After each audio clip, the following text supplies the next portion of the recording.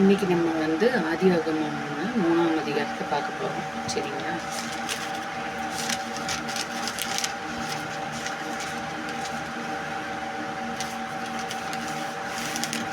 தேவனாகிய கர்த்தர் உண்டாக்கின சகல காட்டு ஜீவன்களை பார்க்கிலும் சர்ப்பமானது தந்திரம் உள்ளதாய் இருந்தது.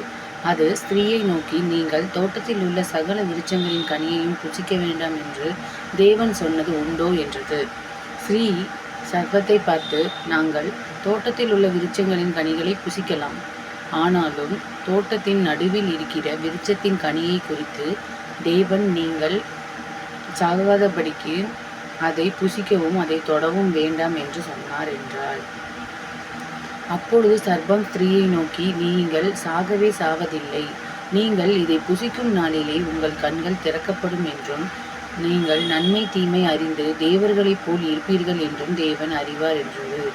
அப்பொழுது ஸ்திரீயானவள், அந்த விருட்சம் புசிப்புக்கு நல்லதும் பார்வைக்கு இன்பமும் புத்தியை தெளிவிக்கிறதுக்கு இச்சிக்கப்படத்தக்க விருட்சமுமாய் இருந்தது என்று கண்டு அதன் கனியை பறித்து புசித்து தன் புருஷனுக்கும் கொடுத்தாள். அவனும் புசித்தான். அப்பொழுது அவர்கள் இருவருடைய கண்களும் திறக்கப்பட்டது. அவர்கள் தாங்கள் நிர்வாணிகள் என்று அறிந்து அத்தி இலைகளை தைத்து தங்களுக்கு அரை கச்சைகளை உண்டு பண்ணினார்கள்.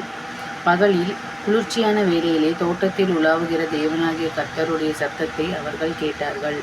அப்பொழுது ஆதாமும் அவன் மனைவியும் தேவனாகிய கர்த்தருடைய சந்ததிக்கு விலகி தோட்டத்தின் விருட்சங்களுக்குள்ளே ஒளிந்து கொண்டார்கள்.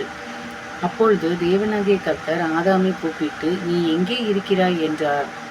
அதற்கு அவன், நான் தேவருடைய சத்தத்தை தோட்டத்திலே கேட்டு நான் நிர்வாணியாய் இருப்பதனால் பயந்து ஒளிந்து கொண்டேன் என்றான். அப்பொழுது அவர், நீ நிர்வாணி என்று உனக்கு அறிவித்தவன் யார்?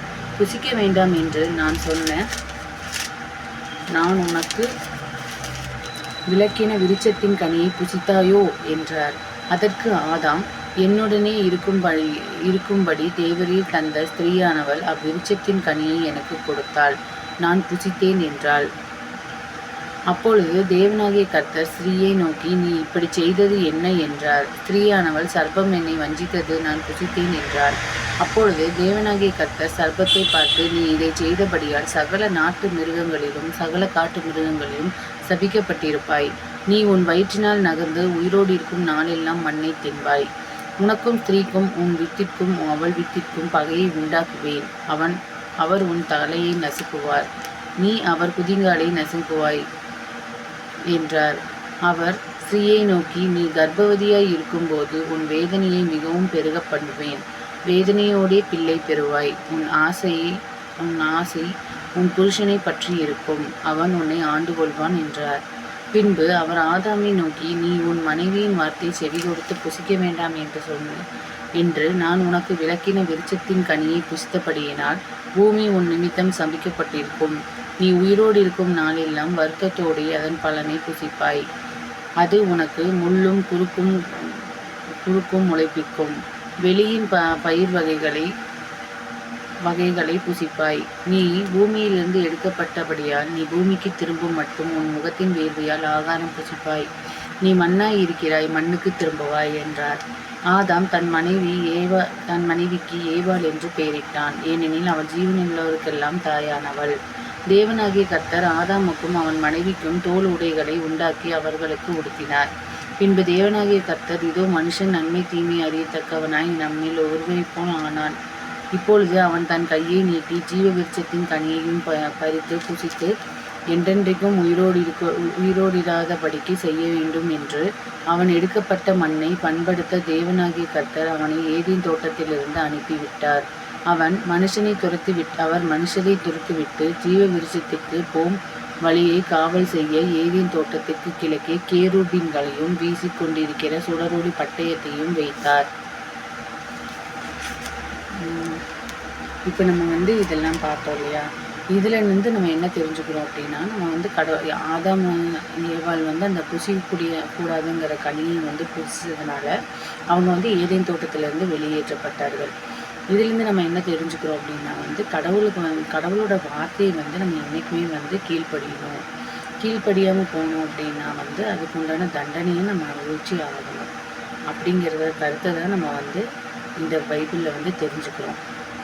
இப்போவும் வந்து பைபிளில் இருக்கிற மாதிரி தான் நடந்துகிட்ருக்கு. இப்போ சர்பத்தை வந்து நம்ம யார் பார்த்தாலும் வந்து என்ன பண்ணுறோம்னா, நம்ம பயந்து அதோட தலையை நசுக்கி கொண்டுறோம். இப்போ நம்ம சர்பத்தை வந்து நசுக்கி கொண்டுடுறோம். அப்போ தலையில் தான் அதோட உயிர் இருக்குன்னு சொல்லி தலையை நசுக்கிடுறோம். இப்போவும் அது நடந்துட்டு தான் இருக்குது.